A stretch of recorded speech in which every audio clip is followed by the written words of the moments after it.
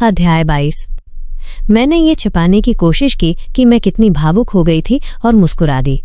मुझे पता है, मैंने तुमसे कहा था कि ऐसे मत मुस्कुराओ। ये वो कह रहा है जो चाहता है कि मैं वापस आ जाऊं, तो फिर अपना पिछवाड़ा उठाकर यहां आओ।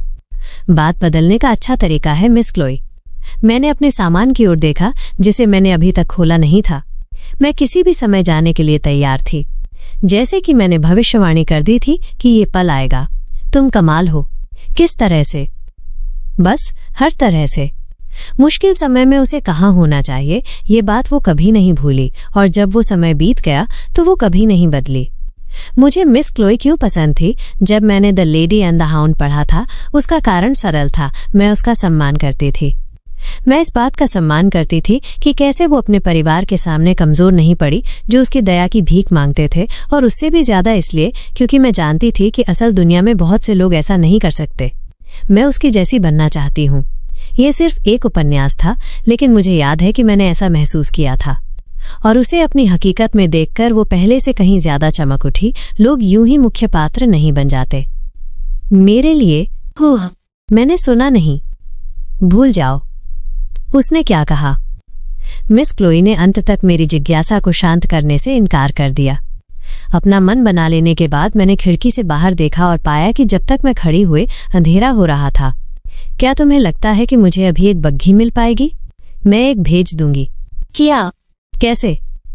एक तरीका है, लेकिन सबसे पहले तुम बस ऐसे ही नहीं जा सकती। ओह! उनसे वो पैसा वापस लो जो तुमने उन्हें दिया था। खांसी। मैं जोर से खांसी, फिर हंसी। जो मैंने उन्हें दिया वो वापस ले लूं? वो पैसा दान के लिए नहीं था, लेकिन वो पैसा मेरी तनख्वाह थी। जो तुमने मुझे दिया था वो नहीं। जो भी हो, मेरी लेडी को हमेशा सही होना होता है। लेकिन मुझे ये भी लगा कि बिना पैसे के जाना मेरे साथ अन्याय होगा। साथ ही मैं ये जानने को उत्सुक थी कि जब वो पैसा खत्म हो जाएगा तो क्या होगा। तो फिर मुझे वो पैसा वापस कैसे लेना चाहिए? मिस क्लोई ने एक सरल उत्तर दिया। मैं एक धोखेबाज को भेज सकती हूँ। एक धोखेबाज? मेरी जिज्ञासा तब शांत हुई जब मैंने थॉप के घर के सामने पहुंची जादुई बग्घी को देखा। मैं खिड़की से चिपक गई और नीचे देखा, और जो व्यक्ति बाहर निकला उसे देखकर मैं चौंक गई। रात के आसमान की तरह लंबे गहरे नीले बाल, बैंगनी आंखें जो धीरे से मुस्कुरा रही थीं, चकाचौंध कर देने वाला सफेद बागा पहने एक आदमी। ये तो डेस। मिस क्लोई ने जिस धोखेबाज को भेजा है वो डेस है। मैंने उलझन में खरगोश की गुड़िया की ओर देखा, लेकिन मिस क्लोई ने पहले ही संपर्क काट दिया था। जाहिर है उसने बहुत ज्यादा ऊर्जा का उपयोग कर लिया था। एक पल के लिए घर के सामने घूमने के बाद डेस ने मुझे दूसरी मंजिल पर तुरंत देख लिया और अपना हाथ हिलाया। मैंने भी हाथ हिलाया, लेकिन फिर अचानक रुक गई। वो इतना स्वाभाविक क्यों लग रहा है? डेस लापरवाही से घर में चला गया, और एक पल के लिए मुझे लगा कि ये उसी का घर है। मैं कमरे से बाहर निकलने का फैसला करने से पहले एक पल के लिए झिझकी। वो बागा जादूगरों के टावर का है ना? हे भगवान, हमारे घर में एक जादूगर क्या कर रहा है? परिवार के बाकी सदस्यों ने भी डेस और जादुई बग्घी को देख लिया था। वे पहली मंजिल पर जाते हुए हंगामा करने लगे। मैंने उन्हें हैरानी से देखते हुए अपना सिर खुजलाया। मेरा मतलब है, मुझे लगता है कि जादूगरों के टावर का एक जादूगर एक प्रतिष्ठित अतिथि है, खासकर जब ये अफवाह हो कि वो अगला प्रमुख है। हालांकि उन लोगों को ये जानने का कोई तरीका नहीं था। मैं सीढ़ियों की रेलिंग पर झुकी और पहली मंजिल की ओर देखा। डेज अपनी स्थिति समझा रहा था, जबकि परिवार के बाकी सदस्य उसका स्वागत कर रहे थे। मैं जादूगरों के टावर के रास्ते में था जब मैंने इस घर को देखा। मैं बस इसे नजरअंदाज नहीं कर सका, इसलिए मैंने आने का फैसला किया। मुझे उम्मीद है कि मैं दखल नहीं दे रहा हूँ। मुझे नहीं लगता कि ये वही आदमी है। मैंने तीसरे घर में देखे गए डेस की तुलना अब देख रहे डेस से की। उसने कभी लंबे वाक्यों में बात नहीं की थी, और उसने निश्चित रूप से अपेक्षित औपचारिकताओं से ज्यादा कभी नहीं कहा था। मुझे इस घर से एक महान शक्तिशाली अनुभूति महसूस हुई। एक शक्तिशाली अनुभूति? विस्काउंटेस ने सावधानी से पूछा।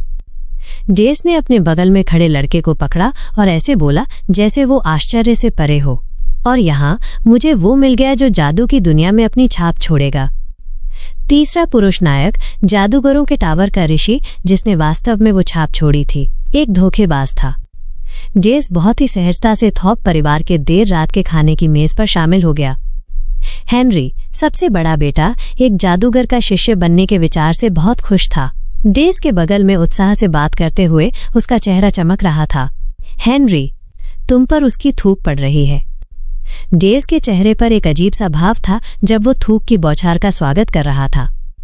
मैं मेज के सबसे दूर कोने में बैठी थी और असहज न दिखने की पूरी कोशिश कर रही थी। इस अप्रत्याशित स्थिति में मेरे शामिल होने का कारण सरल था। ऐसा इसलिए था क्योंकि डेज ने ऐसा व्यवहार किया जैसे वो मुझे जानता हो। मुझे याद आया कि उसने कैसे मुस्कुराते हुए कहा था, ये तुम हो मिस? मेरा मतलब है लेडी ब्लेयर, और मैंने जल्दी से अपना सिर हिलाया। परिवार के अन्य सदस्य ये जानकर बेहद हैरान थे कि मैं जादूगरों के टावर के एक जादूगर को जानती हूँ, इसलिए मैंने ये कहकर बात को बढ़ा दिया कि डेज टावर में एक बहुत ही सम्मानित जादूगर है। इसकी बदौलत किसी को भी डेज पर शक नहीं हुआ। ये तो कहने की जरूरत नहीं है कि उसने एक छोटा सा शानदार जादू का करतब भी दिखाया। आपके इस दयालु स्वागत से मैं सम्मानित महसूस कर रहा हूँ, डेज ने झूठ बोला। वो इतना ऊंचे पद पर था कि रोजाना दावत का आनंद ले सकता था। वास्तव में थॉर्प के घर का रात का खाना बेहद साधारण था। प्रभावित होकर मैंने चुपचाप डेज के असाधारण धोखे का समर्थन करने का फैसला किया। ये काफी आश्चर्यजनक था कि कैसे उसके चेहरे का भाव इतनी सहजता से आदेश पर बदल सकता था।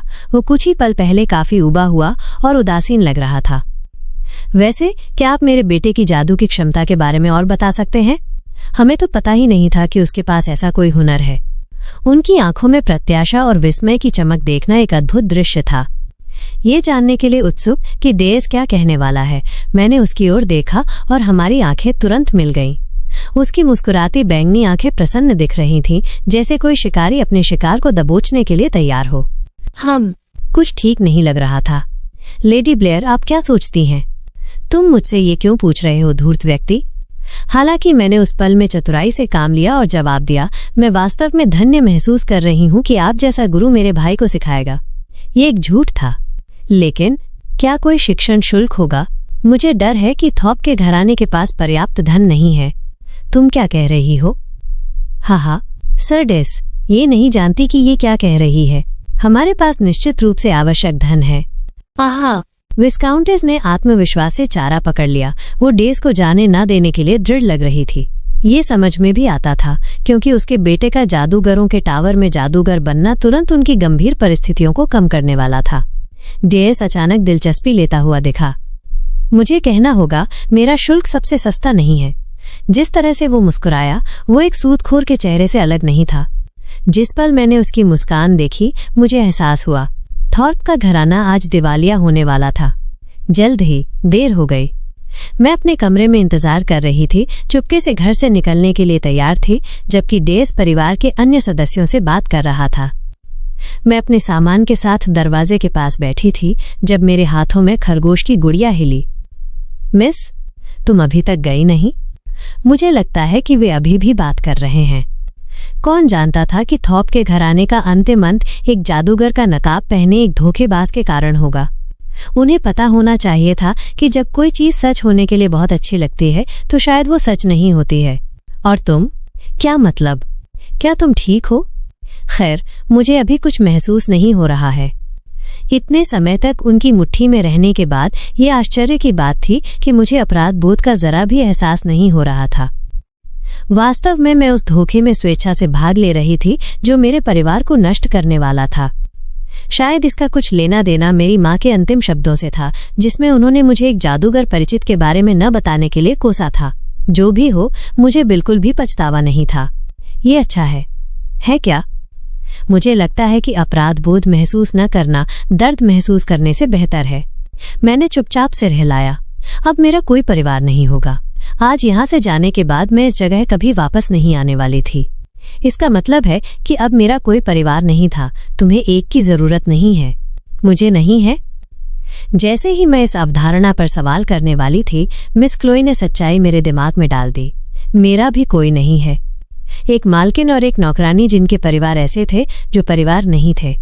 क्या कहानी इससे ज्यादा दुखद हो सकती थी? जैसे ही मैं मिस क्लोई और मेरे बीच की समानता पर विचार कर रही थी, वो अचानक बड़बड़ाई, या तुम मेरा परिवार बन सकती हो? क्या मतलब? और मैं तुम्हारी बनूंगी? एक दूसरे का परिवार बने? उसके अप्रत्याशित बयान से थोड़ी शर्माते हुए मैं हंसने से खुद को रोक नहीं सकी। मैंने कभी नहीं सोचा था कि तुम ऐसा कुछ कहोगी। कैसा? कि तुम मेरा परिवार बनोगी। इसमें क्या गलत है? मिस क्लोई रूखी लेकिन दयालु थी और मैं आभारी थी कि मैं उसका ये पक्ष देख सकी। क्या मैं आपको बड़ी बहन कह सकती हूँ? मिस क्लोई ने अपना गला साफ किया, जैसे कि उसकी अपनी ही लार गले में अटक गई हो, और जैसे ही उसके खांसने की आवाज मेरे सिर में गूंजी, मैंने कंधे उचका दिए। मेरा मतलब है, मुझे नहीं पता कि मैं तुम्हें एक छोटी बहन की तरह मानने में सहज महसूस करूंगी या नहीं। मुझे ऐसा कहने की हिम्मत मत करना, वरना मैं तुम्हें बाहर निकाल दूंगी। क्या आप अभी अपने दांत भींच रही हैं मिस? ठीक है, मैं तुम्हें ऐसा नहीं कहूंगी। धत, वो सच में इससे नफरत करती है। मैंने निराश गुड़िया के सिर को देखते हुए खिलखिलाकर कहा, हमें आज जश्न मनाना चाहिए। क्यों? क्योंकि आज वो दिन है जब मुझे एक बहन मिली जो मुझसे 2 साल छोटी है और जिसका उपनाम अलग है। मुझे कुछ कहना ही नहीं चाहिए था। मिस क्लोई बड़बड़ाई, लेकिन मैंने ऐसा दिखाया जैसे मैंने उसे सुना ही नहीं। अगर मेरी कोई छोटी बहन होती तो मैं बहुत कुछ करना चाहती थी। मैं उनमें से कुछ भी नहीं कर रही हूँ। मैंने तुम्हें अभी तक बताया भी नहीं कि वे क्या हैं। मैं नहीं करूंगी। हे भगवान, सीधे मना कर दिया। फिर भी मैं खुश थी क्योंकि आज का दिन एक विशेष दिन होने वाला था। मैंने एक परिवार खो दिया और एक नया पा लिया। धन्यवाद, हर चीज के लिए धन्यवाद। मेरे लिए उन दर्दनाक भावनाओं को छोड़ना आसान नहीं था जो मुझे नीचे खींच रही थी, लेकिन मैं आगे बढ़ सकी क्योंकि मिस क्लोई ने मुझसे सब कुछ कहा था। मैं बहुत खुश हूं कि तुमने मेरा परिवार बनने का फैसला किया। जब मैंने दरवाजा खुलने की चरमराती आवाज सुनी तो मैंने अपना सिर उठाया और देखा कि डेज सिक्कों की एक भारी थैली पकड़े हुए है। उसने अपना सिर हिलाकर संकेत दिया कि अब जाने का समय हो गया है। मैं बहुत खुश हूं कि तुम्हारे जैसा कोई मेरा परिवार है। मैंने अपना सामान उठाते हुए और खड़े होते हुए फुसफुसाया। फिर मैं बिना पीछे मुड़े चली गई। मुझे कोई पछतावा नहीं था।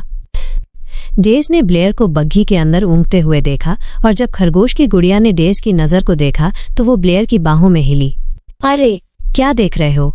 मुंह फेरो, तमीज से रहो अब। डेज के भावहीन चेहरे पर एक मुस्कान फैल गई।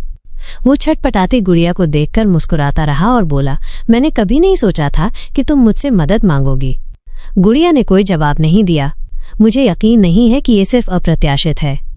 डेज ने जल्दी से अपना हाथ बढ़ाया और ब्लेयर के सिर को पकड़ा जो एक तरफ झुक रहा था, और खरगोश की गुड़िया की लाल आंखों ने उसे घूरा।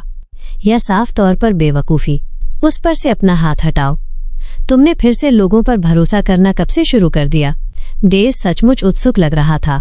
उसने ब्लेयर के बालों को उसके कान के पीछे करने के बाद ही अपना हाथ हटाया। कहानी जारी है।